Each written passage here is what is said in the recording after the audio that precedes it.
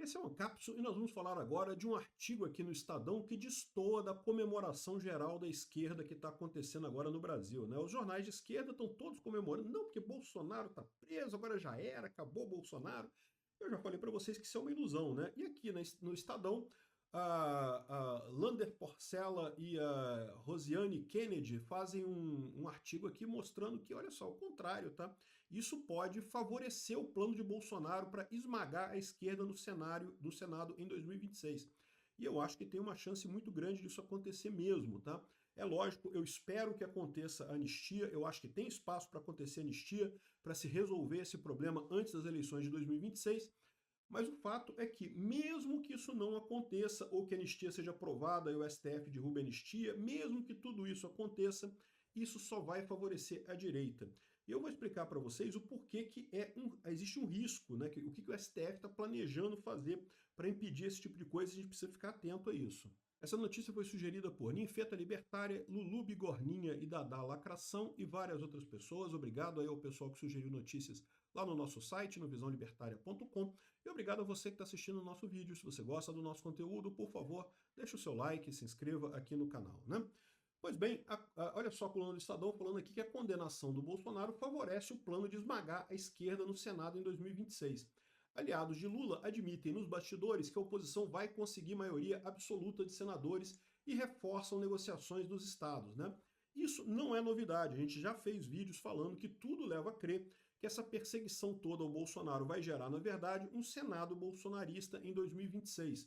A condenação do ex-presidente Jair Bolsonaro a 27 anos e 3 meses de prisão reforçou a estratégia de seus aliados de esmagar a esquerda na disputa do Senado em 2026.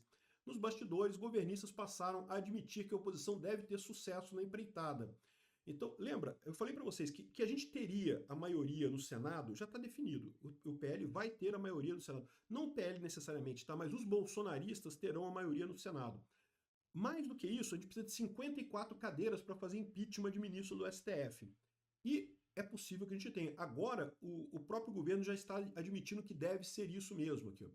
Hoje o PL do Bolsonaro tem 15 senadores, a maior bancada da casa. Incluindo os aliados de outros partidos, o grupo soma 41 cadeiras, ou seja, hoje a direita já é maioria no Senado, tá? Para aprovar o impeachment de ministro do Supremo, por exemplo, são necessários 54 votos. Então esse é o problema. Hoje, a maioria simples a gente já tem, mas a gente precisa ter 54 votos. E mais do que isso, tem que ter votos firmes para eleger o presidente do Senado. Esse é um ponto importante, tá? Por que com 41 cadeiras a gente não conseguiu eleger o presidente do Senado, o pessoal da direita? Porque, embora tenha muita gente ligada à direita, ainda tem muita gente que é daquela direita centrão, aquele pessoal que prefere, não, vou botar o Alcolumbre, porque né, o cara que tem ali mais desenvoltura, né, e o Alcolumbre, vocês sabem a tragédia que foi, né? Então, a ideia é justamente ter uma maioria folgada dentro do PL para o PL sozinho ter força para fazer o presidente da Câmara, o presidente do Senado. Porque aí o PL fazendo o presidente do Senado e você tendo, olha só, o objetivo dos bolsonaristas é ter na próxima legislatura uma bancada de direita com 59 parlamentares, ou seja, com 5 votos de vantagem sobre o necessário para um impeachment. Com isso, tendo uma maioria tão grande assim, o Senado pode pressionar o STF muito. Talvez não precise nem fazer o impeachment de ministro do STF, mas pode pressionar o STF para tomar medidas de sanar, né, de cicatrizar essa ferida aqui no Brasil. Aqui, o Bolsonaro e seu grupo querem ter maioria no Senado para pressionar a corte e fazer acordo de perdão caso o governador de São Paulo seja eleito pelo Palácio do Planalto. Esse plano existe? Existe. Não é o ideal. Eu ainda acredito que a anistia passa ainda e acho que o STF tem chance do STF aceitar a anistia naquela situação que eu falo para vocês. Não o Alexandre de Moraes. O Alexandre de Moraes não vai aceitar nada. Não o Dino não vai aceitar nada. Mas talvez os outros ministros do STF aceitem esse tipo de coisa para se livrar da Magnitsky, para se livrar das penalizações ao Brasil, né? O governo brasileiro ainda está nessa de bater de frente com os Estados Unidos, achando que a Europa vai ficar do lado dele, e não sei se a Europa vai ficar do lado do Brasil, não, tá? Existe uma pressão muito grande do Trump na Europa, justamente para anular essa coisa que ele já está vendo, que é um movimento, na verdade, contra ele, né? Não é o Brasil não interessa tanto assim, o que interessa é penalizar o Trump depois lá nos Estados Unidos. Eles querem usar esse julgamento do Bolsonaro como um modelo proibir a direita toda na Europa e proibir o Trump lá nos Estados Unidos, né? Então, no cálculo do bolsonarismo, mesmo se o próximo presidente da casa se recusar a abrir processo de impeachment contra ministro do STF, uma maioria na casa, aliada aos argumentos jurídicos dados por Fux, podem pavimentar o caminho para pressionar a corte a rever o julgamento ou aceitar o perdão presidencial. Eu acho engraçado isso, porque se a direita tiver 59 parlamentares, não tem motivo nenhum para a direita não ter o presidente do Senado. Então não tem que se preocupar com o presidente da casa permitir ou não permitir. Né? Tendo uma maioria ampla desse jeito, vai fazer o presidente e acabou, né? E o problema da esquerda é esse. O Lula, é lógico, está tentando evitar esse modelo, né, essa coisa aqui. Mas, no final das contas, eles não têm alternativa, eles não têm nomes competitivos para o Senado. A verdade é que os nomes na esquerda estão sumindo. A esquerda está sumindo, a esquerda está perdendo razão de ser. Então estão tentando manter a esquerda viável, mas não tem, né? E entraram nessa conta apoiar candidatura de ministro do Centrão, como André Fufuca, Celso Sabino, não sei o que lá. Olha o desespero do pessoal da esquerda para tentar fazer ministros, para tentar fazer senadores que não sejam bolsonaristas, tá? E vou te dizer, acho um pouco provável que consiga alguma coisa. Aqui, ó, quem o Centrão, o bolsonarismo e a Faria Lima querem como vices de uma chapa de Tarcísio à presidência. Então, de novo, o que eu estou falando aqui, sim, todos nós queremos anistia. Não queremos discutir vice de Tarcísio e coisa nenhuma. A gente quer Bolsonaro candidato em 2026. O Centrão quer estar como vice na chapa de Tarcísio de Freitas se o governador de São Paulo for mesmo candidato à presidência. Então, eles querem botar alguém do centro, né? Vai ser o Kassab? Acho pouco provável. O Kassab provavelmente vai tentar pegar São Paulo. Não sei como é que vai ficar isso, como é que vai ser o acordo para esse tipo de coisa, né? De novo, acho muito importante o Tarcísio ter apoio do Centrão. Já falei para vocês. O pessoal fica, não pode ter apoio do Centrão. Caramba, acorda, gente. Se não tiver apoio do Centrão, não ganha eleição, caramba. Tem que ter apoio do Centrão mesmo, não tem alternativa, não. E o Tarcísio tem essa capacidade de fazer isso, né? O bolsonarismo sonha em emplacar algum familiar de Bolsonaro na posição, talvez a Michele Bolsonaro ou o Eduardo Bolsonaro. Não sei como é que ficaria isso, mas é uma possibilidade também.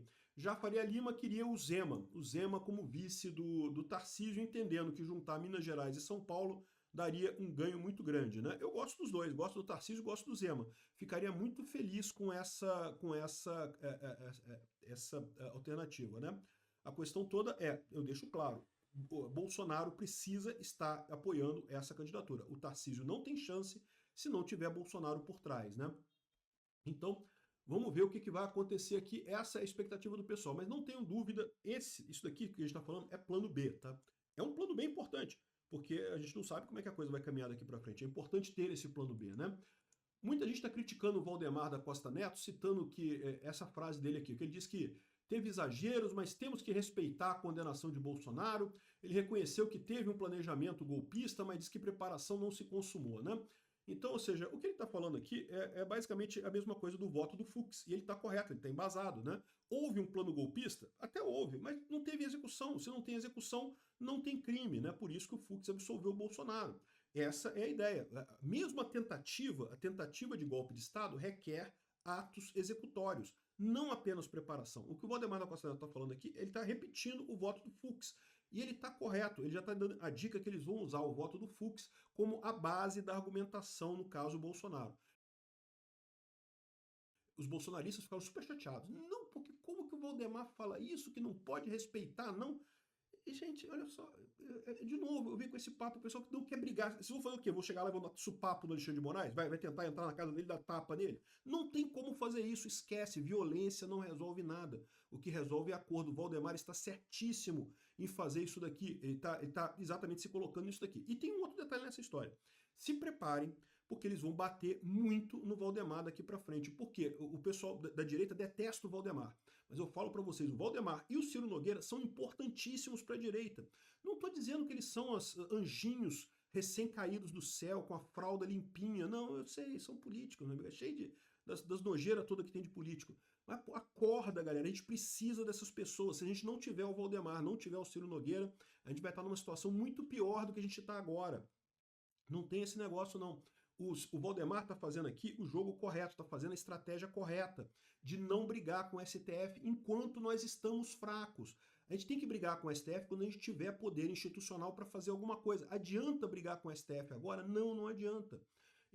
Uma coisa, ele deixou claro que ele vai aprovar a anistia. Aliás, aqui, ó, nessa mesma matéria, eles falam aqui, ó, o Supremo só tem apoio porque só está fazendo isso porque tem o apoio do governo Lula e não sei o que lá. E no final, aqui no finalzinho, eles falam aqui que, olha só, como o partido PSD defende que a proposta seja votada, deixa a bancada livre para decidir. Mas o Kassab já disse aqui, ó, a minha questão está resolvida, eu sou a favor da anistia. Ela tem que ser posicionada. Ou seja, no final das contas, eles esconderam aqui que, embora o Valdemar tenha dito isso, ele mantém a votação da anistia. O caminho correto é esse. É votar anistia e da anistia liberar o Bolsonaro para concorrer ano que vem. Ah, mas e se o STF barrar a anistia? Pode acontecer, do STF barrar a anistia. Vai ser mais uma violência do STF. Vai ajudar ainda mais a gente a convencer a população a votar em senadores de direita em 2026. Então, ótimo, tem que votar anistia de qualquer jeito. Mesmo que o STF bloqueie a anistia, a gente tem que votar anistia para dar essa resposta para a população, né? Então, pessoal, o que eu falo para vocês é isso, né? Aqui, ó, olha aqui, o pessoal já colocando aqui, ó, que um investigado por vínculo com o PCC posou para fotos com Kassab e Valdemar da Costa Neto. Eu já expliquei para vocês que o negócio de posar para foto é um problema, porque isso quer dizer que tem alguma coisa? Não sei. Aí, pode ser que tenha alguma coisa? Pode ser que tenha alguma coisa. Posar para foto, nem quando é de esquerda, nem quando é de direita, dá para fazer nada. Eu falei isso com relação ao Lula também. Quando falaram, não, que o Lula estava do lado da mulher lá que é traficante do PCC lá na favela do Moinho, eu falei, olha só ter foto do lado da mulher não quer dizer nada. Por quê? Porque ter foto do lado da mulher, cara, o cara tá lá, vou tirar uma foto contigo, Lula, tá? Pois não, tira a foto aqui. Como é que você vai saber? Você vai pedir, me passa sua ficha criminal aí, por favor, para eu saber se você tem alguma ligação com crime, para saber se vai tirar foto comigo ou não vai. Cara, não tem como. Da mesma forma, o Valdemar e o Ciro Nogueira e outras pessoas estão sendo acusadas de coisas aqui. Tirar foto, aparecer em foto, não quer dizer nada por si só. É lógico que pode ter mais coisa. Aí é outra história. Por exemplo, no caso do Lula com a mulher lá da favela do Moinho, o que eu destaquei para vocês foi o fato do Lula ter no discurso dele pedido para manter a torre. Que o Tarcísio quer derrubar a torre a torre é usada pelo pessoal do tráfico para fazer vigia das polícias, para evitar que a polícia entre na favela. Aí o Lula mostrou que está do lado desse pessoal mesmo. Aí, ou seja, não foi só aparecer na foto. O Lula falou no microfone uma coisa, pediu uma ajuda para o pessoal da favela contra a polícia. Aí é outra história diferente. Da mesma forma, eu descarto ter alguma ligação de Valdemar com o PCC e do Ciro Nogueira com o PCC.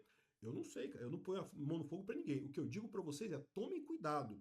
Porque a esquerda é mais esperta que vocês. Vocês estão querendo bater no Ciro Nogueira, bater no Valdemar. Não, que tem que ser Bolsonaro puro e não sei o que lá.